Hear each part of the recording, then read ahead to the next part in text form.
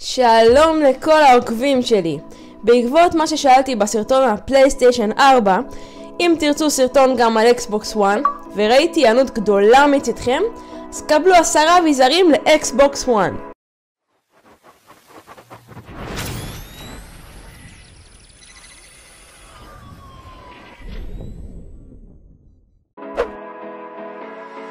אם תרצו לשנות את המראה החיצוני של הקונסולה שלכם, כולל גם הגיימפד, קבלו מבחר עצום של מדבקות, גם של הקונסולה וגם של השלטים. הקישור מתחת לסרטון, תהנו.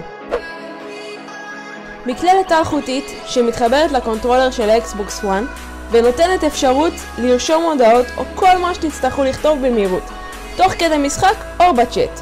לצורך חיבור המקלדת צריך לחבר אותה לשלט ולשים את הדונגל ב-USB של הקונסולה. חיסרון של המקלדת שאין עליה אותיות בעברית. אם אתם הולכים לחבר לשחק באקסבוקס ואתם רגילים לשחק רק בקונטרולר שלכם ואתם רוצים לשמור עליו כמו שצריך, המוצר הבא בשבילכם. קבלו תיק שעשוי כולו מחומר קשיח ובפנים יש בד איכותי שלא יהיו שריטות. גם ישמור אם במקרה השלט נפל. רק שמים בפנים את הקונטרולר, סוגרים ואתם יכולים לצאת בשקט. כמובן יש מבחר צבעים גדול. חסר לכם כניסת USB בקונסולה? קבלו מפצל ל4 כניסות USB. פשוט מחברים אותו ועליו תוכלו לחבר עוד 4 דברים שתצטרכו. כל הכניסות הן USB 2. זה הזמן ללחוץ סאבסקרייב ולהפעיל פעמון. רוצים סטנד יפה להטענת הגיימפדים? מצאתי סטנד בצבע שחור ובצבע לבן. ככה תוכלו להתאים לפי הצבעים שיש לכם.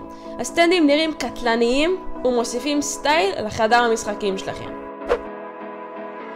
תחנת קירור שמוסיפה 2 מעברים לצורך קירור הקונסולה, כך שתוכלו לשכוח שהקונסולה נתקעת באמצע המשחק בגלל החום.